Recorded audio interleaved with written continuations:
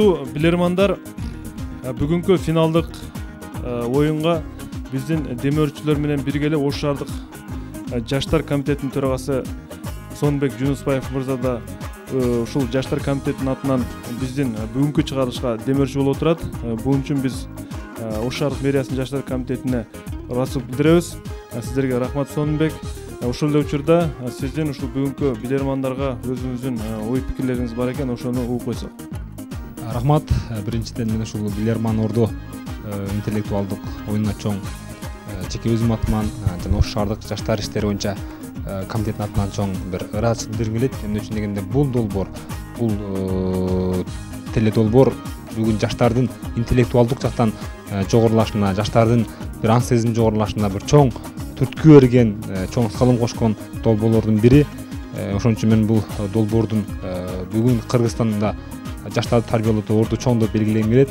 Ошон үчүн дагы биздин жаштар комитети ушул долбоор менен тыгыз кызматташканга аябай кызыктарбыз. Ошон үчүн дагы биз баарыңыздарга маалым болгондой биз жылдын башында айткан болчубуз. Ушул долбоор менен биргеликте бир интеллектуалдуулар мектебин ачсак деген максат бар болчу. Кудай буйруп, мына жакында бүт интеллектуалдуу өзүнүн келечегин илим жолунан көрөм. Ушу илимге жакын жаштардын башын чогултуп бир чоң долбоор ачтабыз. Ошон үчүн мен баарыңыздарга бүгүнкү оюнга ийгилик каалайм. Эмне үчүн дегенде бүгүн менин жеке эле пикирим эмес, көпчүлүк ушундай ойлойт. Адашпайм, бир сөз айтышым керек. Бул долбоор аркылуу бүгүн анчалаган жаштар өзүнүн баягы илим болгон кызыгуусун арттыра алды. Ушул долбоор аркылуу көптөгөн жалпы эле кыргызстандыктар бир башкача бир өнүгүүгө кадам алды десем жаңылышпайм. Ошон үчүн мен дагы бир жолу бул долбоорго чоң рахматымды айтам. Биринчи раунд.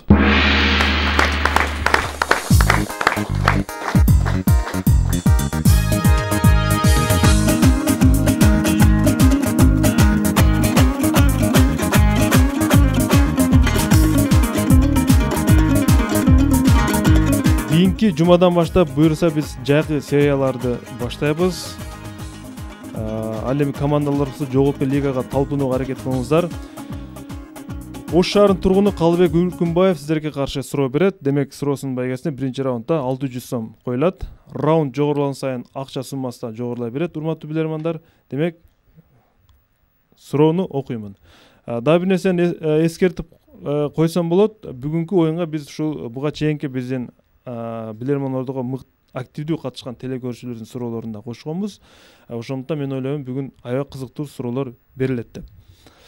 Урматтуу билермандар, буга чейин биздин сүйүктүү пайгамбарыбыз Мухаммед алейхиссалам жөнүндө көптөгөн суроолор берилген. Ал эми бул телекөрүүчү өзүнүн бүгүнкү суроосунда эмне үчүн пайгамбарыбыз Мухаммед саллаллаху алейхи вассалам эң акыркы пайгамбар деп аталып калган? Ушул суроонун буга чейин да кандайдыр версиялар айтылып келген болсо дагы, сиздерден мен так жоопту күтөмүн. Эмне үчүн акыр заман пайгамбары деп айтылып калган? Мындан кийин пайгамбар келбейт дейт. Минута кетти.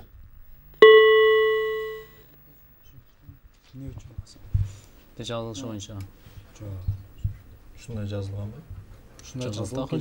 Жок, бул акыркысы эмес, эң акыркысы неме деп келет. Ушу эң акырында баа тирилтүүчү неме пайгамбар деп аталат. Бул мына жашоонун эң акыркы пайгамбары деп биздин пайгамбар айтылат. Акыр замандын пайгамбары. Акыр заман айтышат. Эмне үчүн?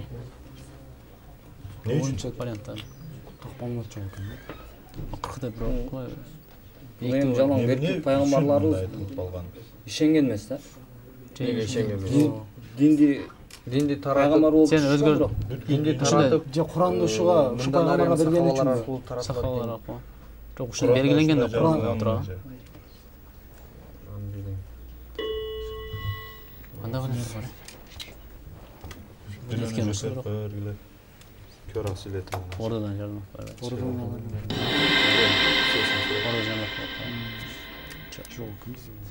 Урматтуу алып барчу, биз Ордодан жардам алабыз.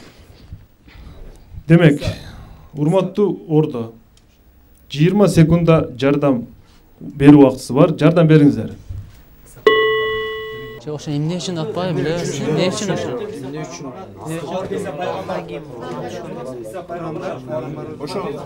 Ошол себептүү пайгамбарлардын өөрү калдырып Мөрү кылдык, ошон үчүнбү? Эмне үчүн? Ошондо. Жок, эмне үчүн да?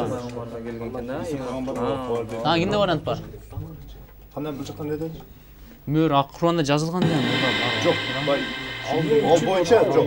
Бул жакта чыгат, ал боюнча мисалы үчүн мына Иса пайгамбардын баягы неме Инжилде де жазылган деп айтылып жатат. Убакыт аяктады. Ордо токтотобуз талкууну. Урматтуу алып баруучу, алгачкы жоопту Дурусбек Касымов жооп берет. Дурусбек Касымов. Эмне үчүн биздин пайгамбарыбыз Мухаммад саллаллаху алейхи вассаламды акыркы пайгамбар деп айтабыз?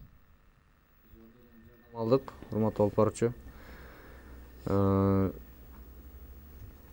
Пайгамбарлардын пайгамбары деп жиберилген үчүн анан аламдарга, мисалы башка пайгамбарлар бир урууга же болбосо бир дагы бир чакан эле бир жумуш үчүн жөнөтүлгөн болсо, биз сени аламдарга жөнөттүк, ушундай бир чоң масштаб менен өлчөнүп, андан кийин пайгамбар дагы болбошу керек деген түшүнүк менен. Анан пайгамбарлардын пайгамбары деген түшүнүк менен ушул акыркы пайгамбарыбыз Мухаммад саллаллаху алейхи вассалам болгон.